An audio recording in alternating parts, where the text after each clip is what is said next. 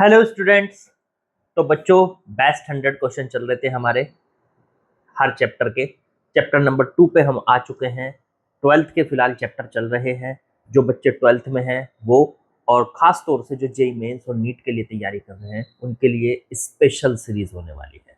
हाँ, जो बच्चे 12th में हैं वो भी कर सकते हैं, क्योंकि न्यूमेरिकल पोर्शन बोर्ड में बहुत ज़्यादा आने लगा है, तो वो भी कर सकते हैं। ठीक है, चलिए बढ़ाते हैं इनको आगे। क्वेश्चन नंबर 46 पे पहुंच चुके हैं। इस टाइप का क्वेश्चन हमने लास्ट लेक्चर में किया था।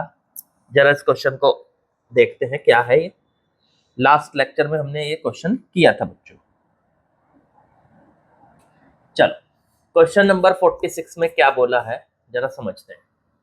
इसमें कहा n small drops each of radius small r has capacitance C. देखो, मेरे पास एक छोटी ड्रॉप है जिसकी रेडियस आर है, उसी टाइप की दूसरी ड्रॉप है, फिर तीसरी है, फिर चौथी है, फिर पांचवी है। इसी टाइप से एन स्मॉल ड्रॉप्स है, एन ड्रॉप्स है। ठीक है, हर एक की रेडियस आर है और हर एक का कैपेसिटेंस सी है। एक ड्रॉप का कैपेसिटेंस सी दिया हुआ है, एक का। फिर और कहा फिर charge Q and electric potential V on them has capacitance each of radius R has capacitance C, charge Q, electric potential. हर एक का कैपेसिटेंस सी है, हर एक पर जो चार्ज है वो क्यू है और वोल्टेज जो है वो वी है, ऐसा दिया हुआ है। एक ड्रॉप पर कैपेसिटेंस सी, उसी ड्रॉप पर चार्ज क्यू, उसी ड्रॉप पर पोटेंशियल वी दिया हुआ, ऐसा ही सभी के पास है। ठीक है, they clash to form one big drop. ये सारी की सारी ड्रॉप मिलती हैं और मिलकर एक बड़ी ड्रॉप बनाती है। चलो ठीक है, ये एक बड़ी ड्रॉप बन गई। अब ये छोटी ड्रॉप की रेडियस स्मॉल आर है, मैंने बड़ी ड्रॉप की रेडियस को मान लिया कैपिटल आर। चार्ज सोचो कितना हो जाएगा सारी ड्रॉप पे, क्यू क्यू क्यू। देखो याद करो, चार्ज जो है ना, सारी ड्रॉप मिलती है तो चार्ज सारा का सारा आपस में मिल जाता है, तो टोटल चार्ज हो जाएगा n इंटू क्यू। पोटेंशियल नहीं मिलता ऐसे, पोटेंशियल नहीं मिलता। ठीक है, तो चार्ज सारा का सारा मिल जाता है। पोटेंशियल जरूरी नहीं है कि सारा का सारा इस पे, एक पे भी है, दूसरे पे भी है, तीसरे पे भी है, चौथे पे भी है, क्योंकि पोटेंशियल डिपेंड करता है रेडियस पे। और रेडियस इक्वल मतलब ऐसा नहीं होगा कि इसकी रेडियस आर है, दूसरे की भी आर है और सारे मिलकर एन आर हो जाएगा ना। रेडियस एन टाइम्स नहीं होगी, पोटेंशियल एन टाइम्स नहीं होगा, सिर्फ चार्ज एन टाइम्स होगा। ये आपको ध्यान रखना है। तो सिर्फ चार्ज एन टाइम्स हुआ, क्योंकि चार्ज को समझो ना, चार्ज का मतलब है इलेक्ट्रॉन्स। अब जितने इलेक्ट्रॉन इस पे, उतने इस पे, इतने इस पे, सबके मिला लेंगे तो सारे इलेक्ट्रॉन्स आपस में ऐड हो जाएंगे। पोटेंशियल ऐसा थोड़ा ही होता है, पोटेंशियल तो शेप पे भी डिपेंड करता है। चलो तो ठीक है, इसका मतलब चार्ज तो हो गया n इंटू क्यू, और इनसे बनने वाली एक नई जो ड्रॉप बनी बड़ी, उसका मैंने रेडियस मान ली कैपिटल आर। चलो ठीक है, अब क्या मैं कैपिटल आर निकाल सकता हूँ? हाँ, निकाल सकता हूँ। अब एक चीज कॉमन है, एक छोटी ड्रॉप का वॉल्यूम मिलाओ और सारी ड्रॉप्स का वॉल्यूम मिला लो तो बड़ी ड्रॉप का वॉल्यूम आ जाएगा। मैंने लास्ट आपको बताया था। ठीक है, तो आप यहां से सबसे पहले यही काम करेंगे, जब भी ड्रॉप वाला क्वेश्चन आएगा तो उनमें छोटी छोटी जो ड्रॉप्स हैं उन सब का वॉल्यूम मिला के जो बड़ी ड्रॉप बन रही है उसका वॉल्यूम, मास, ये ऐसी चीजें हैं जिनको मिलाने से बढ़ती हैं। और बढ़ती तो सारी चीजें हैं, लेकिन ये है कि वो ऐड होके बढ़ती है। मतलब पहले का वॉल्यूम V1, दूसरे का V2, तीसरे का V3, तीनों को मिला लेंगे तो V1 plus V2 plus V3 ऐसे। तो इसका मतलब यहाँ पे छोटी ड्रॉप का वॉल्यूम मैंने मान लिया 4/3 पाई आर क्यूब। ये छोटी ड्रॉप का वॉल्यूम है, एक ड्रॉप का वॉल्यूम है बच्चों। अब ऐसी ऐसी कितनी ड्रॉप है? n। तो n ड्रॉप्स का वॉल्यूम हो जाएगा n इंटू में 4/3 पाई आर। फिर बड़ी ड्रॉप का वॉल्यूम जो आएगा वो आएगा 4/3 पाई कैपिटल आर क्यूब। 4/3 से 4/3 कट गया, पाई से पाई कट गया, n small r cube equals to capital R cube. अब एक काम कर लो, दोनों तरफ का क्यूब रूट ले लो, n r की पावर 3 और पूरे की पावर 1/3। और इधर r की पावर 3 की पावर 1/3, पावर से पावर कट गई, इधर ये पावर से पावर कट गई और ये 1/3 पावर n के ऊपर चली गई तो n की पावर 1/3, इधर बचा r और इधर बचा कैपिटल। इसका मतलब जो बड़ी ड्रॉप होगी उसकी रेडियस छोटी ड्रॉप की रेडियस से n की पावर 1/3 टाइम्स है। चलो ठीक है जी, बड़ी ड्रॉप की रेडियस पता चल चुकी है। तो देखो हमने दो बातें पता कर ली, एक तो ये जो बड़ी ड्रॉप बनी है इसमें टोटल चार्ज कितना है वो निकाल लिया, टोटल चार्ज इनका ऐड हो गया, जितनी भी सारी ड्रॉप्स थी सबका चार्ज मिलके इससे मिल गया, ठीक है। और इन सारी ड्रॉप्स का जो वॉल्यूम है वो सारा का सारा वॉल्यूम इसके पास है, वॉल्यूम भी ठीक है। तो ध्यान दो कि क्या चीज कॉमन है, देखो वॉल्यूम, छोटे छोटे वॉल्यूम मिलकर पूरा वॉल्यूम बन रहा है, ठीक है। कैपेसिटेंस ऐसे ऐड नहीं होगा कि छोटे इसका सी है इसका सी है इसका सी है सारे मिलकर इसका एन सी हो जाएगा ना, ना तो कैपेसिटेंस और ना वोल्टेज और ना रेडियस ये आपस में ऐड होके इसको नहीं मिल रहे, चार्ज और वॉल्यूम मिल रहा है, इसका चार्ज ऐड होके इसको मिल गया, मतलब इन सब का चार्ज ऐड होके इसको मिल गया, क्योंकि मैंने बताया उसका रीजन, क्योंकि वो है नंबर ऑफ इलेक्ट्रॉन्स और नंबर ऑफ इलेक्ट्रॉन्स आपस में ऐड हो जाएंगे। मान लो इसके पास 5 इलेक्ट्रॉन है, इसके पास भी 5 5 5 5 5 सबके पास, तो वो 5 5 इलेक्ट्रॉन सारे ऐड हो जाएंगे ना। ऐसे ही वॉल्यूम, इसके पास जितना वॉल्यूम है वॉल्यूम भी ऐड हो जाएगा, लेकिन कैपेसिटेंस और वोल्टेज और रेडियस इस तरह से ऐड होकर नहीं मिलेगी, वो कैलकुलेट करनी पड़ेगी। जैसे मैंने रेडियस कैलकुलेट करी, यहाँ से इसकी रेडियस आ गई कैलकुलेट हो गई। अब आगे बढ़े, अगर रेडियस तो पता चल गई, अब अगर आगे बढ़े तो रेडियस के बाद हमें और क्या कैलकुलेट करना है, कैपेसिटेंस कैलकुलेट करो, कैपेसिटेंस, चार्ज था, चार्ज तो आ ही गया, देखो ये n इंटू क्यू, और पोटेंशियल ऑन बिग ड्रॉप, ठीक है। तो अब इसका कैपेसिटेंस निकाल लेंगे, पहले कैपेसिटेंस कितना था, c था, छोटी ड्रॉप का कैपेसिटेंस c था, तो c की वैल्यू कितनी थी छोटी ड्रॉप के लिए, 4 स्मॉल ड्रॉप,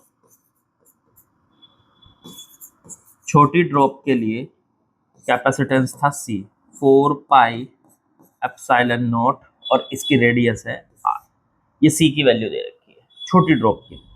छोटी ड्रॉप की वोल्टेज, अब वोल्टेज का फॉर्मूला भी आपको पता है, किसी भी स्फीयर की सरफेस पर कितनी वोल्टेज होती है, तो k q, q है उसकी सरफेस पर चार्ज और r उसकी रेडियस, तो वो है r। तो ये दो चीजें छोटी ड्रॉप के लिए दी है। अब ये हमें बड़ी ड्रॉप के लिए कैलकुलेट करनी है, फॉर बिग ड्रॉप, बड़ी ड्रॉप के लिए बच्चों ये कैलकुलेट करनी है, सी निकालना है बड़ी ड्रॉप के लिए, बड़ी ड्रॉप के लिए सी निकालेंगे, फॉर्मूला वही है 4 पाई एप्सिलॉन नॉट, लेकिन इस बार रेडियस है कैपिटल आर। अब कैपिटल आर को क्या लिख सकते हैं, हमने यहाँ निकाल लिया था n की पावर 1/3 r, तो 4 पाई एप्सिलॉन नॉट n की पावर 1/3 स्मॉल r। एक काम करो, इसमें से n की पावर 1/3 को बाहर ले लो, अंदर बचा 4 pi epsilon not small r। 4 pi epsilon not small r को क्या लिख सकते हो, देखो यहाँ से c लिख सकते हो, तो इसको लिख दिया हमने पूरे को c, तो ये आ गया n की पावर 1/3 इंटू में c। तो इसका मतलब बड़ी ड्रॉप के पास जो कैपेसिटेंस है वो छोटी ड्रॉप से n की पावर 1/3 टाइम्स है, ठीक है। अब बड़ी ड्रॉप का पोटेंशियल, छोटी ड्रॉप का पोटेंशियल हमें पता है कितना है, के क्यू बाई आर, बड़ी का देखते हैं कितना आएगा, तो फॉर्मूला होता है के क्यू, चार्ज कितना है, तो चार्ज है एन क्यू बड़ी ड्रॉप के ऊपर, और आर, आर हो गई इसकी radius capital R, capital R की वैल्यू रख दो यहाँ के इंटू में एन क्यू बटे में कैपिटल आर की वैल्यू यहाँ से उठा के रखेंगे n की पावर 1/3 आर, क्या यहाँ से n की पावर ऊपर 1 है और नीचे n की पावर 1/3 है, इससे इसको डिवाइड करेंगे तो n की पावर 2/3 बचेगी, समझ गए ना, ऊपर 1 पावर नीचे 1/3 पावर कट के रह जाएगी 2/3 पावर, और ये बचेगा के क्यू बाई आर। ये क्या हो गया, ये हो गया पोटेंशियल, के क्यू बाई आर की वैल्यू है v, छोटी ड्रॉप का पोटेंशियल, तो आंसर आ गया n की पावर 2/3 v।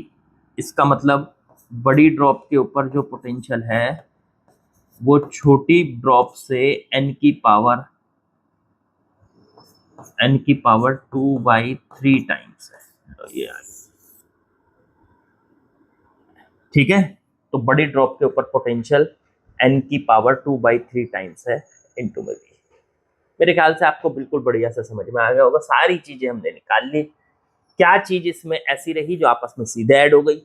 याद रखो, एक तो चार्ज सीधे ऐड हो गया और वॉल्यूम सीधे ऐड हो गया। और क्या चीज ऐसी रही जो सीधे सीधे नहीं ऐड हुई, हमें निकालनी पड़ी? इसकी रेडियस, छोटी ड्रॉप की रेडियस स्मॉल आर थी, पर बड़ी ड्रॉप की रेडियस हमें वॉल्यूम से कैलकुलेट करनी पड़ी। ऐसे ही दूसरी बात, कैपेसिटेंस भी सीधे सीधे ऐड नहीं हुआ, वोल्टेज भी सीधे सीधे ऐड नहीं हुआ। तो ये बात ध्यान रखनी है कि जो सवाल ड्रॉप वाले क्वेश्चन आएंगे उनमें क्या चीज तो ऐसी है जो एकदम सीधे ऐड हो रही है। और सोचो क्यों हो रही है? चार्ज सबका एकदम से सीधे ऐड होके इसको मिल गया। क्यों भाई? क्योंकि चार्ज होता है नंबर ऑफ इलेक्ट्रॉन्स। तो नंबर ऑफ इलेक्ट्रॉन्स जो है कितने कम है या कितने ज्यादा है तो नंबर ऑफ इलेक्ट्रॉन, तो वो सारे के सारे ऐड होके एक अकेले ड्रॉप को, क्योंकि सबके पास अलग अलग इलेक्ट्रॉन्स थे, ऐसे समझ लो एग्जाम्पल। तो इलेक्ट्रॉन्स थे, सब ऐड होके एक को मिल गए, तो सारे ऐड हो गए। लेकिन वॉल्यूम जो था वो, सॉरी, वॉल्यूम भी ऐड हो जाता है। वॉल्यूम, छोटे छोटे वॉल्यूम सारे मिलकर एक बड़ा वॉल्यूम बन गया, वो भी ऐड हो गए सीधे। बट ना तो पोटेंशियल ना रेडियस। रेडियस तो चेंज हो गई, ऐसा नहीं होगा कि इसकी आर है इसकी आर है तो इसकी एन आर हो जाएगी ना। देखो आई नहीं, एन आर, एन की पावर 1/3 आ रहा है, तो वो वॉल्यूम से कैलकुलेट करनी पड़ेगी। फिर उसी से कैपेसिटेंस कैलकुलेट करना पड़ेगा, उसी से वोल्टेज कैलकुलेट करनी पड़ेगी। चलो खैर, समझ में आ गया होगा आई थिंक। आगे बढ़ते हैं। चलिए बच्चों, नेक्स्ट क्वेश्चन में आते हैं, देखते हैं सवाल क्या दिया है। When 10 to the power 10 electrons are transferred from one conductor to another, okay, 10 volt potential difference appears between the two conductors. What is the capacitance of two conductor system? देखो भाई, हमारे पास दो कंडक्टर, एक ये रहा एक ये रहा, किसी भी शेप के हो सकते हैं, मुझे नहीं पता, मैंने इस तरह के बना लिए। अब इन्होंने क्या किया है कि एक कंडक्टर से कुछ इलेक्ट्रॉन लेके दूसरे को दे दिए। ठीक है, कितने? 10 की पावर 10 इलेक्ट्रॉन्स, इतने इलेक्ट्रॉन पहले से लेकर दूसरे को दे। अब हमें पता है जिस पे से इलेक्ट्रॉन लिए जाते हैं वो हो जाता है प्लस चार्ज, और जिसको दिए जाते हैं वो हो जाता है माइनस चार्ज। तो इस पे प्लस का क्यू चार्ज आ गया, इस पे माइनस का क्यू चार्ज आ गया। क्या हम इस क्यू की वैल्यू निकाल सकते हैं? बिल्कुल ईजी है sir. Q equals to n into e. N हो गए number of electrons, 10 to the power 10, और इंटू ई की वैल्यू, एक इलेक्ट्रॉन का चार्ज 1.6 इंटू 10 की पावर -90।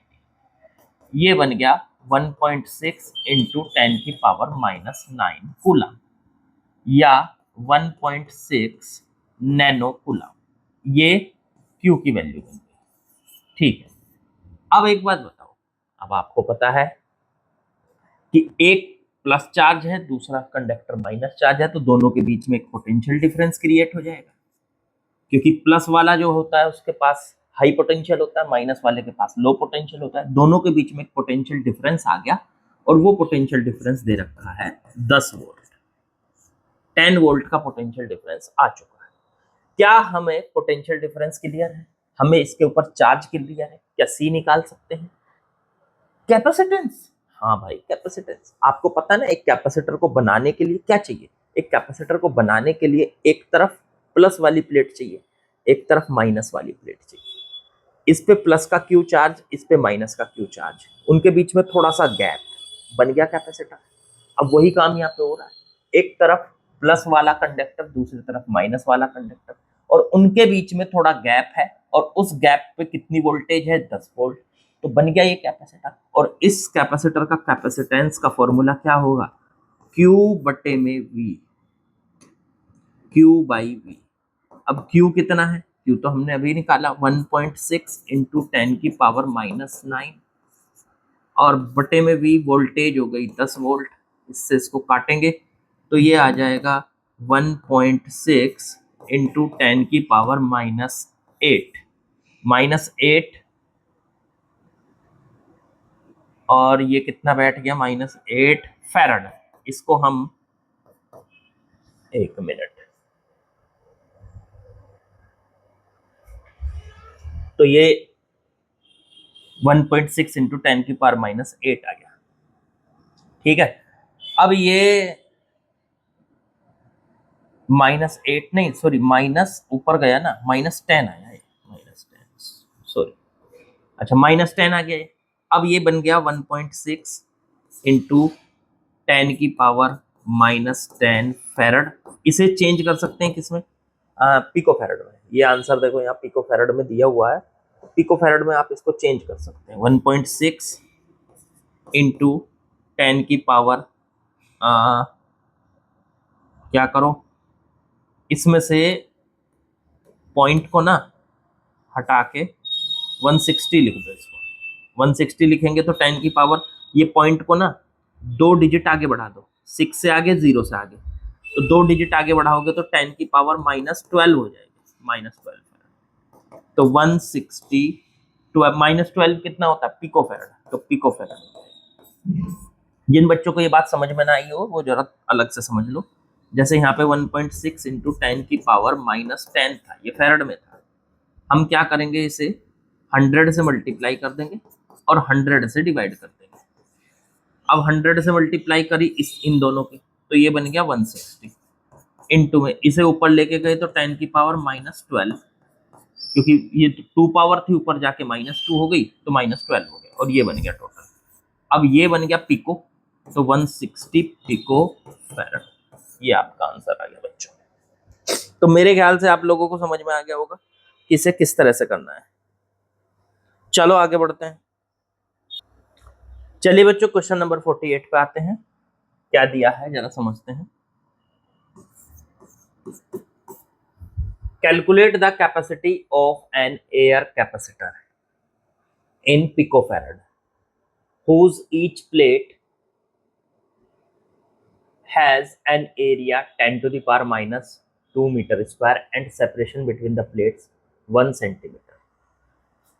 एक कैपेसिटर है जिसमें 2 प्लेट लगी हैं, ये रही पहली प्लेट, ये रही दूसरी प्लेट, उनके बीच का गैप दिया हुआ है बच्चों, आसान सा सवाल है, 1 सेंटीमीटर का गैप है इनके बीच में। और जो ये प्लेट्स हैं इनका जो एरिया दे रखा है, ये प्लेट्स जो हैं इनका एरिया जो दे रखा है, हर एक का सेम दे रखा है ए, और कितना है 10 to the power -2 metre square, ये एरिया दे रखा है।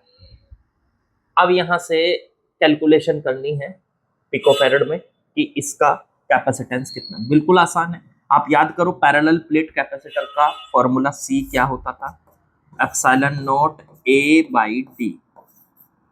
एप्सिलॉन नॉट की वैल्यू 8.85 10⁻⁻12 इंटू एरिया, एरिया हो गया आपका 10⁻⁻2 मीटर स्क्वायर, मीटर स्क्वायर में चाहिए हमको, और 1 सेंटीमीटर, सेंटीमीटर को 10⁻⁻2 से मल्टीप्लाई कर लो तो ये मीटर में चेंज हो गया, ये इससे कट गया, इससे काटेंगे तो ये आ गया 8.85 इंटू 10⁻⁻12 फेरड, या फिर 10⁻⁻12 फेरड को लिख सकते हैं 1 पिको फेरड, तो 8.85 पिको फेरड। बिल्कुल आसान सा सवाल था, कुछ नहीं था इसमें, बिल्कुल बच्चा सवाल।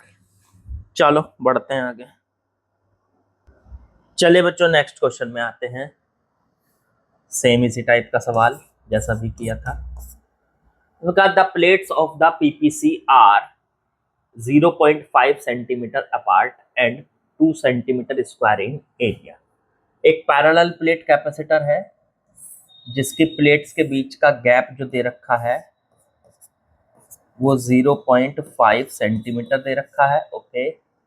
और एरिया जो दे रखा है हर एक प्लेट का, ये वाली प्लेट और ये प्लेट, इनका एरिया सेम दे रखा है, और एरिया की वैल्यू दे रखी है 2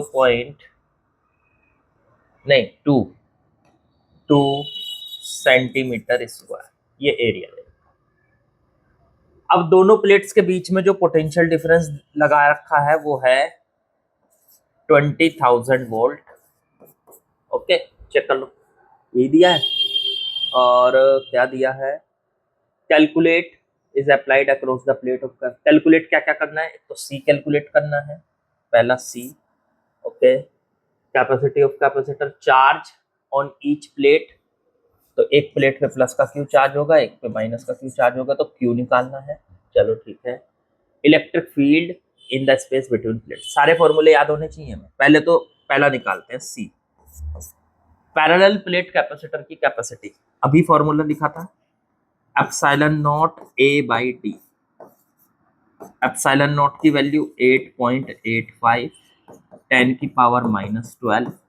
area area area area 2 centimetre square, तो सेंटीमीटर को मीटर में चेंज करने के लिए क्या करोगे, 10 की पावर -4। सेंटीमीटर स्क्वायर है ना, तो 10 की पावर -4 कर दिया तो मीटर स्क्वायर में चेंज हो गया। 2 इंटू 10 की पावर -4 करोगे तो मीटर स्क्वायर बन जाएगा।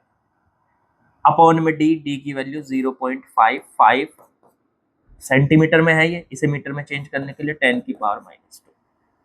तो ये पॉइंट हटाओ, ऊपर 10 लिखो, नीचे 5 रह गया, 5 से इसको काट दो,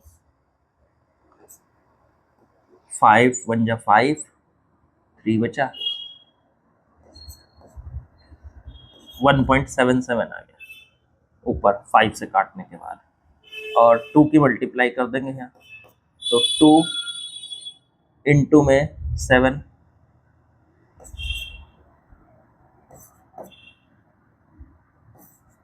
2.54, इन दोनों को मल्टीप्लाई करते हैं, इंटू में 10, और ये बन गया 10 की पावर -12 -4, तो 10 की पावर -16, और बटे में 10 की पावर -2।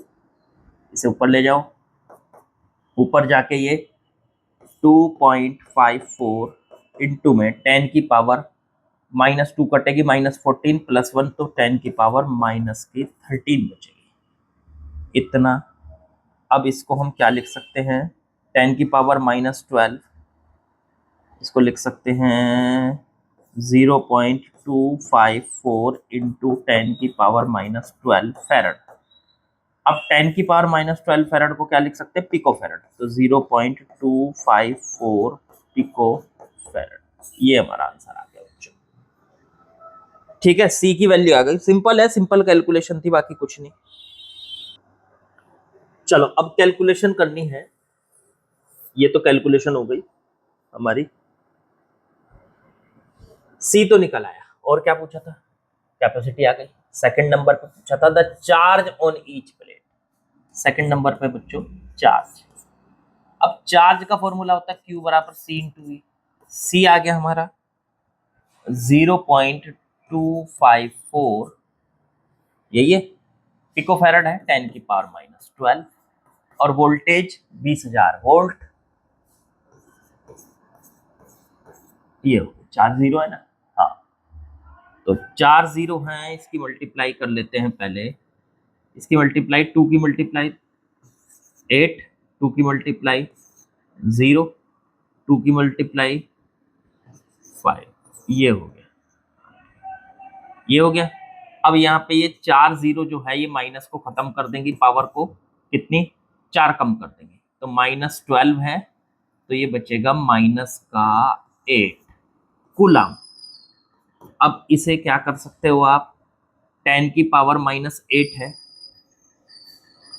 और 50 बना लो, नैनो कूलम में बना लो, 5.08 इंटू 10 की पावर -9 लिख सकते हो आप कूलम।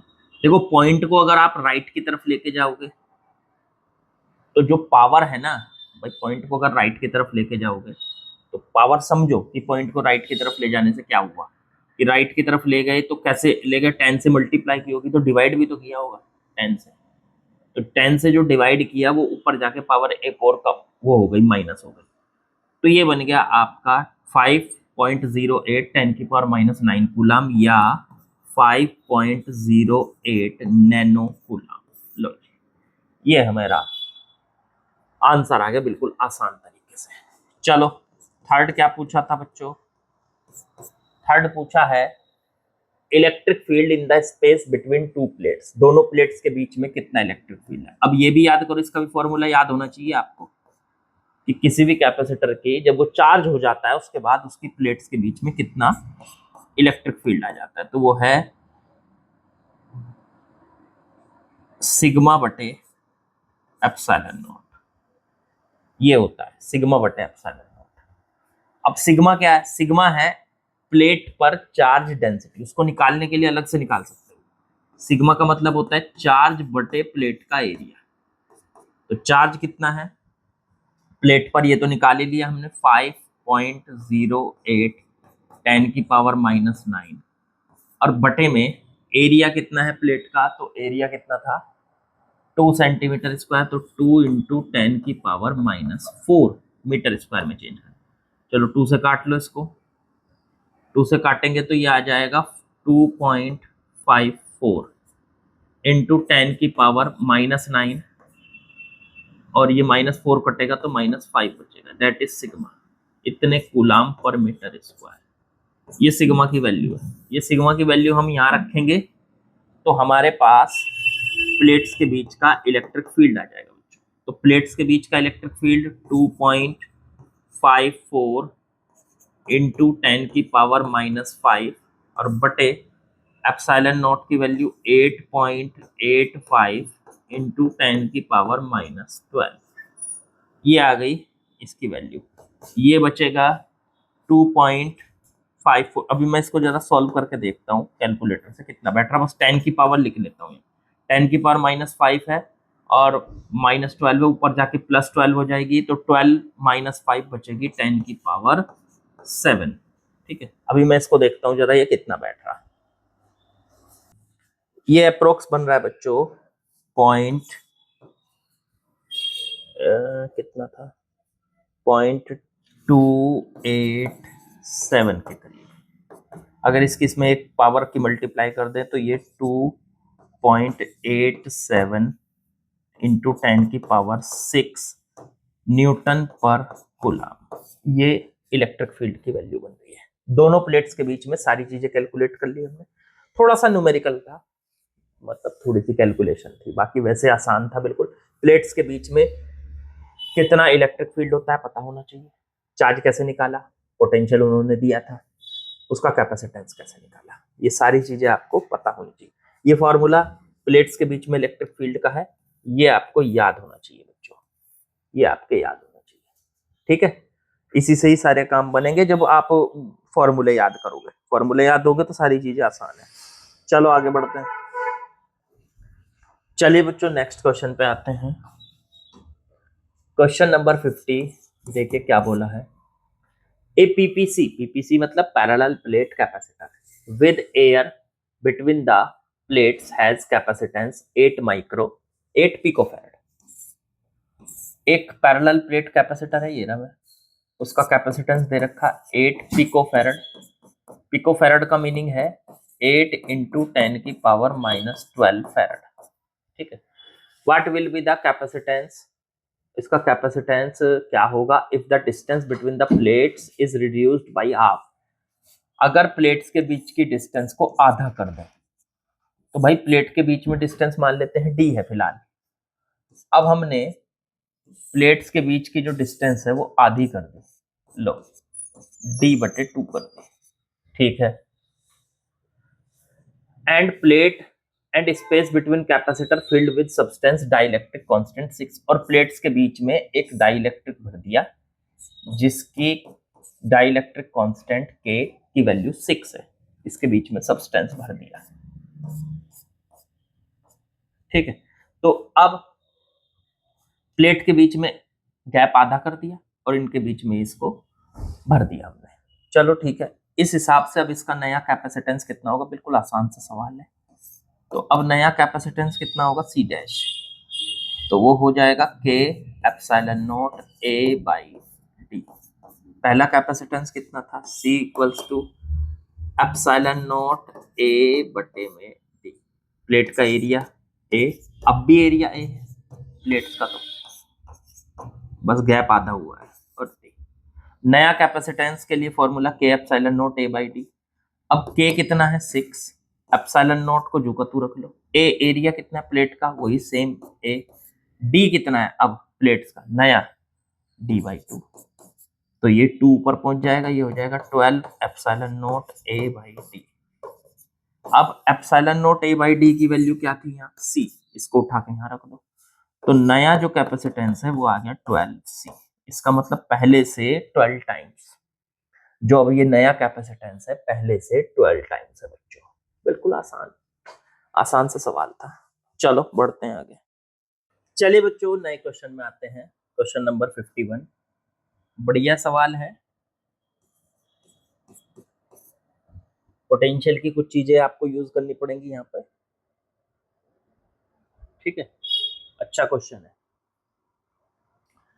इसमें कहा है so that the capacitance of spherical capacitor, एक स्फेरिकल कैपेसिटर है, उसका कैपेसिटेंस शो कीजिए कि इतना होता है, ठीक है। When outer sphere is charged and the inner sphere is earth. पहले एक काम करते हैं, एक छोटा स्फीयर बना लेते हैं, ये हो गया इसका इनर स्फीयर। एक बड़ा स्फीयर बना लेते हैं, ये हो गया इसका आउटर स्फीयर, ठीक है। सेंटर दोनों का सेम है, सेंटर दोनों का सेम, ठीक है। लो जी, ये अंदर वाले की रेडियस a और बाहर वाले की रेडियस b ले लेते हैं, ऐसा दिया है, शो करना है। अब इन्होंने कहा कि बाहर वाले इस स्फीयर को तो चार्ज कर दिया, मान लो इस पे चार्ज आ गया q, चार्ज दे दिया आपने, q दे दिया, प्लस का दे दिया, मान लो पूरा स्फीयर चार्ज है। अब ये चार्ज इसी तरीके से रहेगा, लेकिन अब इन्होंने आगे कहा कि अंदर वाले स्फीयर को अर्थ कर दिया।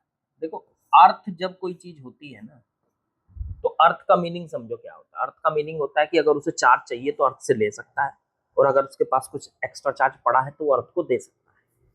अब देखो यहाँ कुछ इंडक्शन होगा, इंडक्शन कैसे होगा, इस पूरी सरफेस पे कितना चार्ज लिया आपने Q, लेकिन इसके बाहर वाली फेस पे कितना चार्ज रहेगा और अंदर वाली फेस पे कितना चार्ज रहेगा वो इंडक्शन से डिसाइड होगा। मतलब मान लो अंदर वाली फेस पे चला गया चार्ज Q1 और बाहर वाली पे रह गया Q माइनस Q1। भाई Q टोटल था ना, बाहर वाली पे Q1, या फिर इसे ऐसे कर लो, ऐसे कर लो, ऐसे कर लो आप इसको कि बाहर वाली फेस पे ले लो Q1 और अंदर वाली पे ले लो Q2, और टोटल फेस पे टोटल चार्ज हो जाएगा बाहर वाली और अंदर वाली का मिला के Q1 प्लस Q2। जब भी हमें टोटल लेना होगा तो Q1 प्लस Q2 ले लो, ऐसे भी कर सकते हैं। अब ये प्लस का Q1 और प्लस का Q2 चार्ज है, अंदर वाली फेस पे कितना है, बाहर वाली फेस पे कितना, हमने लेट कर लिया, ठीक है। क्यों ऐसा क्यों कर रहे हैं, क्योंकि इंडक्शन हो रहा है ना यहाँ। Q2 के सामने इंडक्शन की वजह से सामने वाली फेस पे कितना चार्ज आ जाएगा, -Q2, वो इस तरह से आएगा कि अंदर वाली फेस अर्थ है। अब आपको पता है अर्थ वाली जो फेस होती है उसका जो पोटेंशियल होता है वो जीरो होना चाहिए, उसका जो पोटेंशियल होना चाहिए वो जीरो होना चाहिए। अंदर वाली फेस को V1 कह देते हैं कि V1 पोटेंशियल है, और वो आपको पता है ना अर्थ जब भी हम किसी चीज को करते हैं तो उसका नेट पोटेंशियल जीरो हो जाता है, वो इस हिसाब से अपने आप को एडजस्ट करता है। तो ये अंदर वाली फेस अपने ऊपर उतना ही चार्ज लेगी कि जिससे उसकी फेस का, पूरी फेस का जो पोटेंशियल है, नेट पोटेंशियल, वो जीरो है। तो इस हिसाब से ये चार्ज को एडजस्ट करेंगे। अब आप सोचोगे कि सर ऐसा भी तो हो सकता है Q1 प्लस Q2 दोनों अंदर वाली फेस पे आ जाए, बाहर की तरफ कुछ भी ना बचे। तो हमने अपनी तरफ से मान लिया ना, अगर बाहर की तरफ कुछ नहीं बच रहा होगा तो Q1 की वैल्यू अपने आप जीरो आ जाएगी, बाहर की तरफ कुछ चार्ज होगा तो वो बाहर है, तो Q1 अंदर की तरफ Q2 और Q2 के सामने -Q2। इस अंदर वाली फेस को अर्थ किया है, तो अर्थ करने का मीनिंग समझो। अर्थ का मतलब है कि वो सरफेस पे नेट पोटेंशियल को जीरो रखता है। भाई अर्थ, आप जिस भी चीज को अर्थ कर देते हो ना उसका पोटेंशियल जीरो हो जाता है, तो इस सरफेस का पोटेंशियल जीरो। अब इस सरफेस पे जो पोटेंशियल है इसकी खुद की वजह से ही थोड़ा ही ना है, बाहर वाली फेस की वजह से भी तो यहाँ पोटेंशियल है, तो इसलिए सारा पोटेंशियल निकाल के जीरो करेंगे हम। चलो पहले एक काम करेंगे, पहले हम एक काम करेंगे, पहले हम अंदर वाली फेस का पोटेंशियल निकालेंगे नेट, और उसको जीरो रखेंगे, देखेंगे उससे कुछ रिलेशन मिल रहा है क्या। तो अंदर वाली फेस का फिर से समझ लो यार इसको, ये मतलब मुश्किल चीज है, इतना आसान नहीं है। बाहर वाली फेस पे total charge Q1 plus Q2 है। हमने बाहर वाली फेस पे Q1 ले लिया, अंदर वाली फेस पे Q2 ले लिया, तो ये जो टोटल बाहर वाला जो स्फीयर है, इस स्फीयर पे net charge Q1 plus Q2 है। अब ये इस हिसाब से अपने आप को एडजस्ट करेगा कि बाहर कितना जाएगा अंदर कितना जाएगा, कि अंदर वाले चार्ज के सामने उतना ही माइनस में चार्ज आ जाए, माइनस में अंदर वाली फेस पे। अब माइनस में चार्ज आ जाएगा तो उससे क्या हो जाएगा कि दोनों एक दूसरे को एडजस्ट कर लेंगे, प्लस के सामने माइनस आ जाएगा, इंडक्शन हो गया। और माइनस वाली जो ये जो सरफेस है अंदर वाली, ये अर्थ कर दिया आपने। अर्थ करने का मतलब है कि उस पर नेट पोटेंशियल जीरो कर दिया। नेट पोटेंशियल अर्थ का मतलब ही यही होता है, अर्थ से मीनिंग होता है कि नेट पोटेंशियल जीरो हो चुका है उस फेस का जिसको आपने अर्थ किया है। तो ये अपने ऊपर उतना ही चार्ज एडजस्ट करेगा जिससे कि उसका नेट पोटेंशियल जीरो हो जाए। चलो अब ये अंदर वाली फेस का पोटेंशियल मैं निकाल देता हूँ, मतलब अंदर वाले स्फीयर का। तो अंदर वाले स्फीयर का पोटेंशियल हो गया V1। वैसे तो जीरो है, लेकिन हमारे हिसाब से कितना बैठेगा, तो इससे बैठेगा इस पे। यहाँ जो पोटेंशियल है इस पॉइंट पे, ये पोटेंशियल किस किस की वजह से है ये देखो। तो इस फेस की वजह से है जो अंदर है, अंदर वाले स्फीयर की वजह से कितना, के इंटू में क्यू कितना है इस पे, -Q2, और बटे में यहां से यहां तक की रेडियस a, फिर प्लस।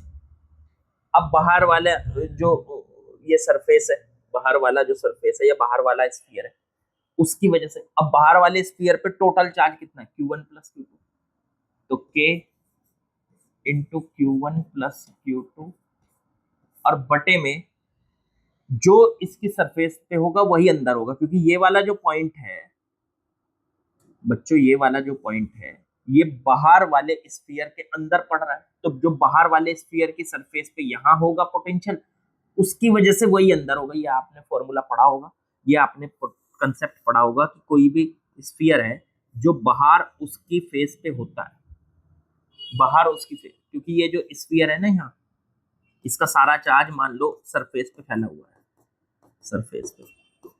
तो इस स्फीयर के लिए याद रखो कि जो बाहर सरफेस पे पोटेंशियल होता है, अंदर हर पॉइंट पे वही होता है। किसी भी पॉइंट पे उठा लो, अंदर हर पॉइंट पे वही होगा। तो अंदर, अब जो बाहर वाला स्फीयर है उसकी फेस पे जितना पोटेंशियल है उसकी वजह से अंदर भी सब जगह इतना ही होगा, तो यहाँ पे भी इतना ही होगा। तो अब ये आ जाएगा बाहर वाले स्फीयर पे टोटल चार्ज होगा Q1 प्लस Q2, और बटे में बाहर वाले की सरफेस पे कितना पोटेंशियल, तो सरफेस तक की डिस्टेंस हो गई B। ये आ गया आपका, ठीक है। अब ये V1 अर्थ कर रखा है आपने, तो V1 की वैल्यू जीरो है, तो यहां से इसको एडजस्ट कर लो, इसको उधर लेके जाओ। ये आ जाएगा K Q1 plus Q2, Q1 plus Q2 बटे में A B, सॉरी, और इधर वाली चीज उधर चली गई, ये वाली टर्म माइनस से उधर प्लस हो जाएगी, K Q2 बटे में A, K से K कट गया, इसके इधर मल्टीप्लाई कर दो, Q1 A Q1 plus A Q2, और इधर B Q2, इसे उधर लेके जाओ, तो ये आ जाएगा A Q1 equals to B Q2 minus A Q2, A Q1 equals to B minus A into Q2। ये Q1 और Q2 के बीच में रिलेशन आ गया, जरूरत पड़ेगी इसकी तो उठा के इसको रख लेंगे, या यहां से ये कह लो ये Q2 की वैल्यू आ जाएगी, ये बटे में चला जाएगा A Q1 बटे में B माइनस A। ये जरूरत पड़ेगी इसकी तो हम इसका यूज करेंगे, इसे इक्वेशन नंबर 1 कहते हैं। चेक करो, ठीक है। तो इसके ऊपर अंदर कितना चार्ज जाएगा, अंदर वाली फेस पर, अंदर वाले स्फीयर पे टोटल चार्ज कितना है, तो इतना है। ये कैसे एडजस्ट हुआ, कहां से आया, कि आपने अर्थ किया। अर्थ करने से क्या हुआ कि उसका पोटेंशियल नेट जीरो रहना चाहिए। इसकी वजह से चाहे चाहे उसके चारों तरफ कोई भी रखा हो, सबकी वजह से उस पर नेट पोटेंशियल, वो अपने अंदर उतना ही चार्ज एक्वायर करेगा, उतना ही चार्ज लेगा, ताकि उसका नेट पोटेंशियल जीरो आ जाए। तो देखो नेट पोटेंशियल इसका V1 जीरो। अब बाहर वाली फेस का V2 निकाल लो। बाहर वाली फेस पे कितना चार्ज जाए, वो जाएगा V2। अब बाहर वाली फेस पे पोटेंशियल क्यों निकाल रहे हैं हम, क्योंकि हमें इसका कैपेसिटेंस निकालना है। कैपेसिटेंस के लिए फॉर्मूला क्या होता है आपको पता है? कैपेसिटेंस का फॉर्मूला होता है C बराबर Q बटे V, चार्ज और बटे में वोल्टेज। अब चार्ज जो है हमारा आमने सामने की प्लेट पे कितना है वो देखना होता है, और बटे में दोनों प्लेट्स के बीच का पोटेंशियल डिफरेंस। चलो अब यहां से आगे बढ़ो। अब निकाल देते हैं जरा वोल्टेज, इसकी अंदर वाले की तो निकाल ली, अब बाहर वाली फेस या बाहर वाले स्फीयर की वोल्टेज निकालते हैं। तो बाहर वाले पे जो वोल्टेज होगी, यहाँ पे इस पॉइंट पे जो वोल्टेज होगी वो किस किस की वजह से होगी, तो अंदर वाले से भी होगी और बाहर से भी होगी। चलो इसको भी निकाल लेते हैं। अब निकाल लेते हैं V2। तो V2 की वैल्यू क्या हो जाएगी, तो V2 हो जाएगा पहले तो अंदर वाले स्फीयर की वजह से, अंदर वाले स्फीयर पे कितना चार्ज है, -Q2, तो K इंटू में माइनस का Q2 और बटे में यहां से यहां तक की डिस्टेंस B, फिर प्लस। अब बाहर वाले स्फीयर पे कितना चार्ज है, तो बाहर वाले स्फीयर पे जो चार्ज है वो है Q1 प्लस Q2, तो K इंटू में Q1 प्लस Q2 और बटे में यहां से यहां तक की डिस्टेंस वो भी P है। ये सॉल्व करके आ जाएगा V2 बराबर ये कितना आ गया सॉल्व करके, ये K Q2 बटे में B और plus K Q1 plus K Q2 बटे में B, ये इससे कट गया माइनस प्लस, तो V2 बराबर आ गया K Q1 बटे में B बच चुका, ये आ गया, ये V2 आ गया। बाहर वाली फेस का पोटेंशियल आ गया, मतलब बाहर वाले स्फीयर का पोटेंशियल, अंदर वाले स्फीयर का पोटेंशियल, दोनों का पोटेंशियल मिल गया हमें। अब हम V निकाल देते हैं potential difference, potential difference PD, potential difference वो हो जाएगा V2 माइनस V1। V2 कितना है, K Q1 बटे B और माइनस में V1 कितना है, जीरो। देखो ये रहा V1 जीरो है, बाहर वाले का V2 K Q1 बाई, तो ये V की वैल्यू आ गई K Q1 बटे में B। चलो Q1 की वैल्यू उठा के यहाँ से रखना चाहेंगे तो रख लेंगे। अब चलो ठीक है, अब जरा V की वैल्यू तो हमें मिल चुकी है, अंदर का चार्ज हमें मिल चुका है, वेरी गुड। इसको सॉल्व करना है बस। अब हमको एक काम कर लेते हैं, जरा इसको थोड़ा सा ऊपर ले जाते हैं। वोल्टेज ठीक निकाल दी ना हमने।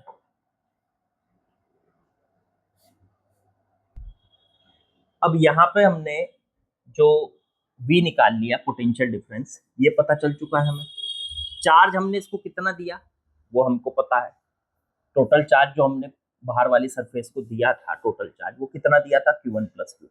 तो अब हम C निकाल सकते हैं, ठीक है। चलो C निकालेंगे, तो अब हम यहाँ से करेंगे, टोटल चार्ज दिया था हमने Q1 प्लस Q2 बटे में पोटेंशियल डिफरेंस आ गया V, Q1 प्लस Q2 बटे में V की वैल्यू K Q1 और बटे में B, ये आ गया Q1 की वैल्यू अगर निकालोगे तो Q1 की वैल्यू Q1 और Q2 के बीच में रिलेशन है, Q1 को तो ऐसे ही रखो, प्लस Q2 की जगह देखो, ये Q2 की जगह ये रख दो वैल्यू, तो A Q1 बटे में B माइनस A और बटे में K Q1 बटे में B। अब यहां से एक काम कीजिए, Q1 कॉमन लेके काट दो, कट गया।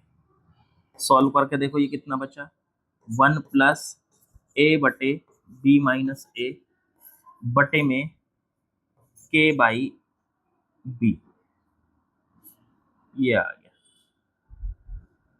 के बाई बी। हाँ यही तो बचा। हाँ चलो इसका एलसीएम ले लो इसके साथ, तो ये गया आपका बी माइनस ए प्लस ए और बटे में बी माइनस ए और बटे में के बाई बी। अब ये यहाँ गया, ये यहाँ गया, तो ये कितना आ गया आपका? हाँ ठीक है बिल्कुल, ये यहाँ गया, यहाँ गया, ऊपर बचा ए से ए कट गया, बी और बी स्क्वायर बच गया ऊपर, और बटे में के इंटू बी माइनस ए। अब के की वैल्यू रख लो उठा के की वैल्यू तो 1/4 पाई एप्सिलॉन नॉट होती है, ऊपर चला गया तो 4 pi epsilon not be square बटे बी माइनस ए। बस ये आ गया आपका इसका कैपेसिटेंस। तो सी की वैल्यू आ गई 4 pi epsilon not be square बटे में बी माइनस ए। ये आपका सी का वैल्यू आ गया और यही हमको प्रूफ करना था। देख लो, चेक करो, यही प्रूफ करना था हमको, यही शो करना था। चेक करो, ये देखो यही है 4 pi epsilon not be square बटे बी माइनस ए, यही हमको शो करना था। ठीक है, तो अच्छा सवाल था, नई तरीके का क्वेश्चन था आप लोगों के लिए कि किस तरह से अर्थ करते हैं तो क्या होता है। अगर हम सरफेस को अर्थ करते हैं तो वो सरफेस उसी के अकॉर्डिंग चार्ज को लेती है। अगर सामने कोई दूसरा चार्ज रखा है उसी के अकॉर्डिंग लेती है कि ताकि उसका पोटेंशियल जीरो हो सके, उसी के अकॉर्डिंग। तो ये जो अंदर स्फीयर था, अंदर वाला स्फीयर अर्थ कर दिया हमने तो उसका पोटेंशियल जीरो हो जाए, उस हिसाब से वो चार्ज लेगी और उसी हिसाब से सामने वाली सरफेस पे चार्ज जाएगा इंडक्शन की वजह से। ठीक है, तो मेरे ख्याल से आप लोगों को ये बढ़िया से समझ में आ गया। चलो आगे बढ़ते हैं। चलिए नेक्स्ट क्वेश्चन है हमारा 52, जरा देखते हैं इसमें क्या दिया है। तो 52 क्वेश्चन नंबर में अब ये कॉम्बिनेशन वाले क्वेश्चन स्टार्ट हो जाएंगे। Connect 3 capacitors of 3 microfarad, 3 microfarad and 6 microfarad such that their equivalent capacity becomes 5 microfarad। भाई देखो 3, 3 और 6 के हमारे पास 3 कैपेसिटर है और इनको इस हिसाब से एडजस्ट करना है, कनेक्ट करना है कि इनकी कैपेसिटी 5 माइक्रोफैरड बन जाए। ठीक है, अगर हम इनको तीनों को सीरीज में लगा दें, करके देखेंगे, ये 3, 3 और 6 सीरीज में लगा दे तो इनका सी इक्विवेलेंट कितना होगा? 1/c इक्विवेलेंट 1/3 प्लस 1/3 प्लस 1/6, ये बन गया 6, 2, 2 और 1, ये आ गया 5/6। सी इक्विवेलेंट की वैल्यू आ जाएगी 6/5, ये बन गया। ठीक है, अब अगर हम एक काम करें तो बैठ नहीं रहा, तो एक काम करो, 2 को सीरीज में और 1 को पैरेलल में ले लो। तो अगर हम 6 और 3 को सीरीज में लें तो उनका इक्विवेलेंट आएगा 2, हाँ, और फिर 3 को ले ले पैरेलल। वेरी गुड, ऐसे ही हो जाएगा ये।